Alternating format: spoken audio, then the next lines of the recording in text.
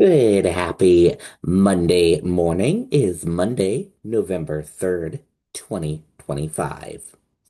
I'm Riley King, and welcome to this Monday morning edition of WRMK News 12. We have a lot of news to get to on this Monday morning, so let's begin right now. First up, Rhode Island man arrested after rollover crash, police say. A Rhode Island man is facing several charges after allegedly crashing a Range Rover on Interstate 95 in Greenland, New Hampshire early Sunday and fleeing the scene, according to state police. The wreck occurred shortly before 1 a.m. in a construction zone on the northbound side of the highway. Responding troopers found a badly damaged white Range Rover abandoned in the center median. Investigators determined the SUV had been traveling north when the driver lost control, crossed into the median, and rolled into the southbound lanes before coming to rest back in the divider. The driver allegedly ran into a wooded area following the crash. Troopers conducted an extensive search and located the suspect about an hour later, walking on a nearby utility road. Police identified the driver as 26-year-old Oliver Donnell of Rhode Island. He is charged with reckless operation, conduct after an incident, and resisting arrest and driving without a valid license. Donnell is being held on preventative detention at Rockingham County Jail. He is scheduled to appear in Portsmouth District Court today. One lane of I-95 was shut down for approximately 30 minutes while the vehicle was removed.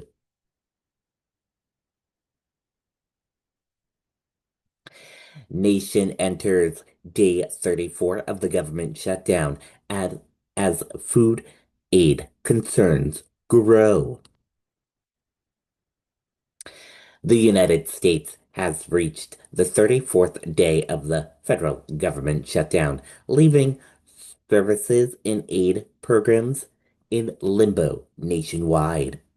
The current settlement is closing in on the record 35-day shutdown that stretched from late 2018 into early 2019. At the core of the dispute is a political clash over federal health care subsidies that help millions of Americans afford insurance. Those tax credits are set to expire, and Democrats are pushing to renew them. The projected cost, an estimated $35 billion annually for the next decade, has prompted Republican leaders to hold off on negotiations until Democrats support a broader spending bill to reopen the government. Food assistance at risk. The funding lapse has put pressure on food nutrition program, prompting New Hampshire officials to invest nearly 75,000 households, about 5.5% of the state rely on Supplement Nutrition Assistance Program, SNAP. In response, the State Executive Council has unanimously approved Governor Kelly Ayotte's plan to partner with New Hampshire food banks and expand its mobile food pantry program. This is a band-aid, observantly. We're hopeful this will carry us through the month of November, said Lori Weaver, Commissioner of the New Hampshire Department of Health and Human Services. The state will allocate 2 million to support mobile food distribution. Officials expect the initiative to begin within a week. Those who already have funds loaded onto their electric benefit transfer cards can continue to use them. Two federal judges, one in Rhode Island and one in Massachusetts, ruled Friday that the government cannot suspend food assistance during the shutdown. Still, uncertainty remains as federal agencies await guidance on how the ruling should be implemented. There's a process that has to be followed, Treasury Secretary Scott Bessent said. President Trump wants to make sure that people get their food benefits. It could be done by Wednesday, and five Democratic senators could cross the aisles and open the government by Wednesday. Community resources strained. Local organizations have begun preparing for increased needs. The Stratford County Community Action Partnership recently opened an additional food pantry to meet rising demands. Meanwhile, the state's five Head Start programs say they are positioned to operate through February using available grant funds. Head Start provides early childhood education along with daily meals and snacks for participating children. As lawmakers in Washington remain deadlocked, state leaders and social service agencies are bracing for continued strain and hoping the shutdown ends before critical assistance programs run out of resources.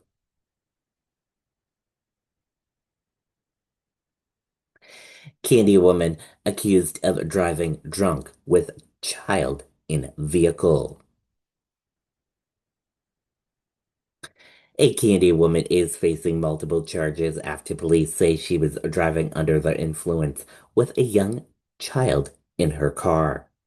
Oxford police said officers stopped 47-year-old Rebecca Santa around 11:30 a.m. Friday after receiving a report that an approximately intoxicated woman had left a local business accompanied by a child. Santa was located in the drive-through lane of a McDonald's restaurant, according to police. A 5-year-old child was in the vehicle and was uninjured. Investigators said Santa admitted to consuming alcohol and displayed signs of impairment. Tests later indicated her blood alcohol level was nearly 4 times the legal limit, authorities reported. Santa is charged with aggravated driving under the influence, driving under the influence, endangering the welfare of a child, and possession of an open alcohol container. She is expected to be arraigned next week.